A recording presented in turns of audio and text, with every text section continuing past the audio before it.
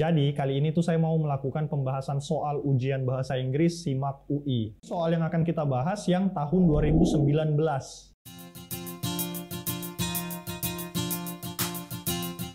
Langsung aja ke soal nomor 31. Aduh, kena soal meaning lagi. Arti kata lure, memancing, tapi bukan memancing yang fishing ya, kayak terpancing gitu nah. Trigger, karena adanya godaan, temptation, terus ada sesuatu yang menarik, lust, something interesting, sesuatu yang tampak menarik.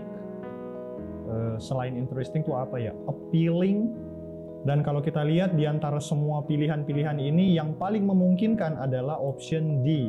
Jadi ada sesuatu yang tampaknya menarik bagi seseorang. Dan kalau kita lihat kalimatnya, bisa diterjemahkan sebagai tawaran yang akhirnya membuat mereka yang athletes tertarik dengan hal itu. Tapi kayaknya analisis yang tadi itu cuma bisa dilakukan kalau memang kalian punya kosakata yang banyak. Kalau enggak, apa? Ingat? Skip ke soal nomor 32. The word this in paragraph 2. Oke, di paragraf 2 berarti ini paragrafnya. Oops, sorry about that. Ini dia paragrafnya, paragraf 2. Terus kita cari kata this. Ini dia kata this. Terus kita bagaimana? Masih ingat nggak caranya? Mundur ke belakang cari subjek. Kita mundur ke belakang berarti subjeknya adalah ini. The change and the age. Age ada, change juga ada. Yang berarti bukan itu jawabannya karena pilihannya ada dua.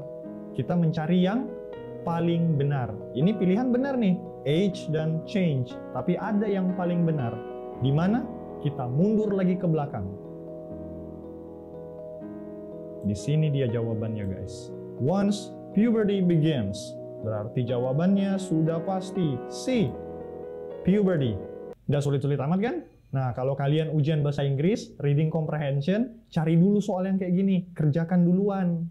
Soal nomor 33, which sentence is closest in meaning to the last sentence paragraph 3? Oke, paragraph 3, 1, 2, 3, kalimat last sentence. Berarti yang ini ya.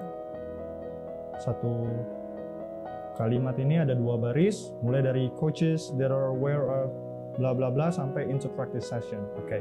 Pertanyaannya adalah opsi mana dari A, B, C, D, E yang memiliki makna yang paling dekat atau yang paling mirip dengan kalimat yang ini.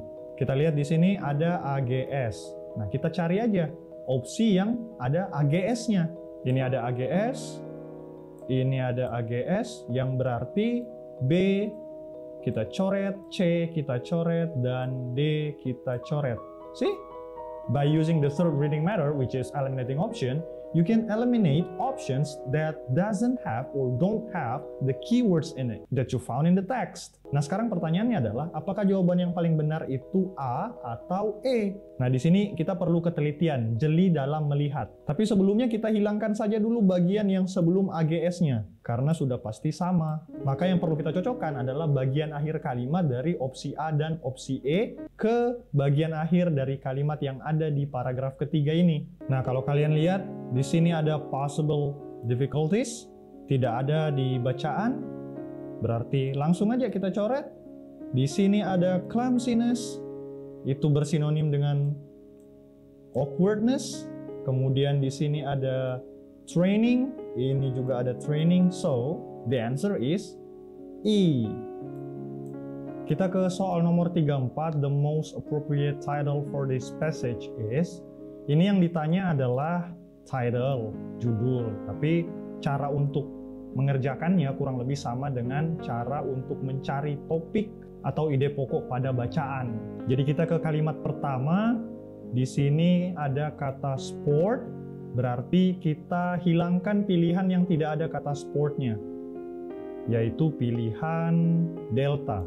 Sayangnya masih ada 4 opsi lain dengan keyword sport di dalamnya. Jadi kita perlu cari keyword yang berikutnya. Di sini ada kata specialized. Mungkin jawabannya yang E. Tapi lihat di kalimat ketiga ada kata however. Di teori reading comprehension, kata however, but, dan beberapa kata lainnya yang masuk dalam kategori kontrasitip, yaitu kata penghubung yang menunjukkan adanya perbedaan antara kalimat sebelum kata itu dan kalimat setelah kata itu, menyatakan bahwa kalimat sebelum kata however, but, dan teman-temannya dibatalkan. Jadi yang ini kita coret. Kita anggap saja kalimat itu tidak ada atau tidak masuk hitungan. Nah, kita lihat di kalimat ketiga ini, kata sport disebutkan lagi, disandingkan dengan kata puberty. Kayaknya udah bisa kelihatan ya jawabannya apa? Yap, jawaban yang paling benar harusnya adalah jawaban bravo. Tapi ingat yang biasa saya bilang, lakukan cek, double check, bahkan triple check. So, mari kita lihat apakah opsi B dengan keyword sport dan keyword puberty adalah jawaban yang paling benar. Kita sudah lihat ada 2 kata sport, dan kalau kita lihat lagi di sini ada kata sport, dan seterusnya kalian bisa telusuri sampai bawah. Kita tidak ragu bahwa sport memang adalah the main keyword, kata kunci utama. Nah, pertanyaannya adalah apakah puberty merupakan kata kunci pendukung atau supporting keyword? Kita lihat di sini ada puberty. 1, terus di sini ada puberty.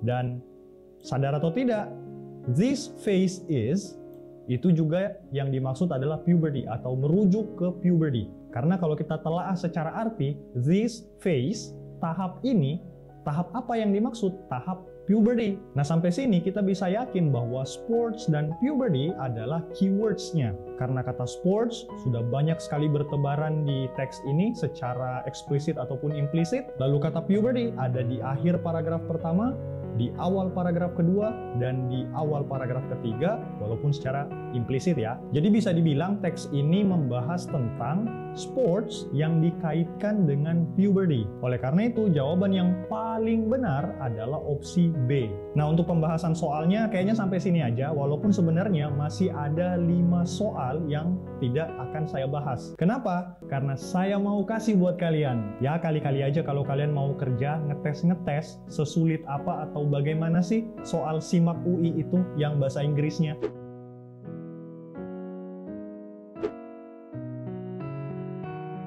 So, segitu aja dulu untuk video kali ini. Thanks for watching. IPS out and this is Maya the Story.